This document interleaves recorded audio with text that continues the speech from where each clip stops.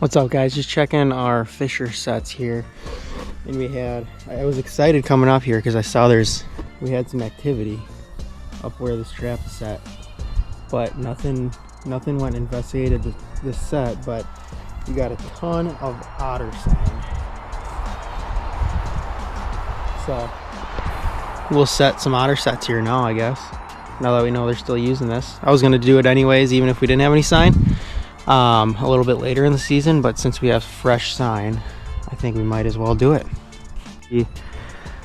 One of my otter sets here, as you can see, they came down the stream or up the stream. They made a toilet up there by the Fisher set. They definitely used the water in this little section here, and they went under this log or this little stick that goes over the water, and then they went up there, messed around, went back down and got in the water down there again. So this is a perfect spot for otter trapping. Natural, I didn't have to move anything. They're automatically going under this stick right here. I know for a fact, so even better. So we're basically just gonna plug a 330 in there, maybe fence it off a tiny bit just to make sure they don't try to go around it, and then we should be good. And then there's another spot kind of like this up downstream a little ways here, and only like 15-20 yards, 10 yards, I don't know, not far, but we'll plug 2 sets in here and see what happens.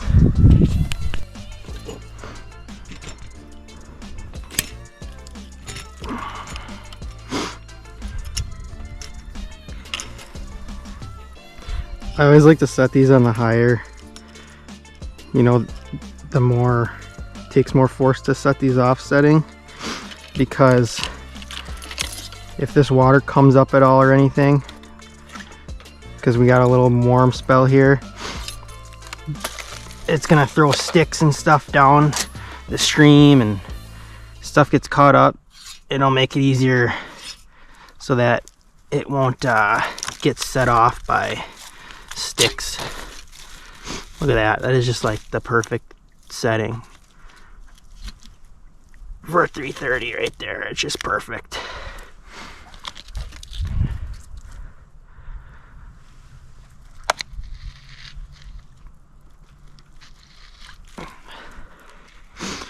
We're really not going to even have to block this off much or fence it off much. It's going to kind of just be done and on its own. This is the stuff I like to see.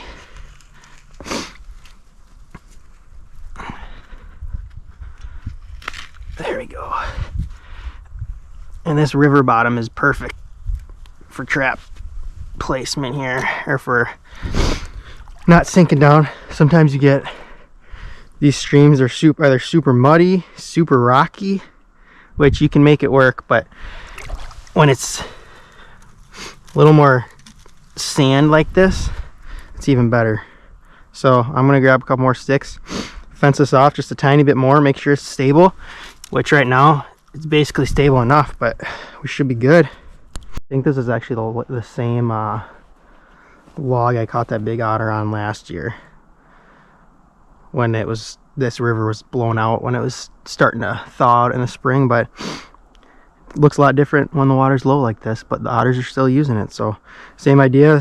This log comes across the stream here. There's ice and log jams and sticks and all sorts of stuff on both sides to kind of keep a narrow spot, natural pinch point. Stick a 330 there.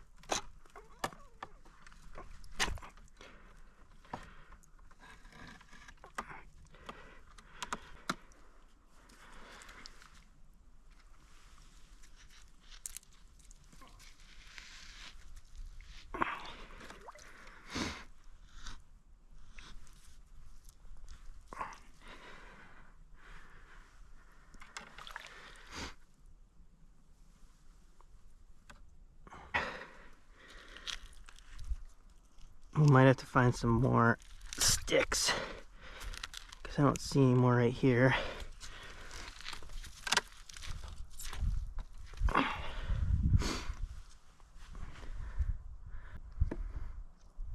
You always want to make sure these safeties are high enough up. I know some guys will actually wire them up there, because if those are down far enough and that trap fires, if the situation is right, that animal could escape, because that safety will kind of latch back on and not fire one of the springs or both the springs, you know.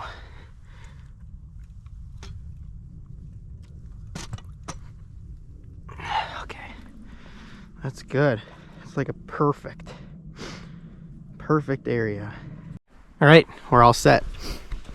Here's that second one. The other one's right up there. So sweet.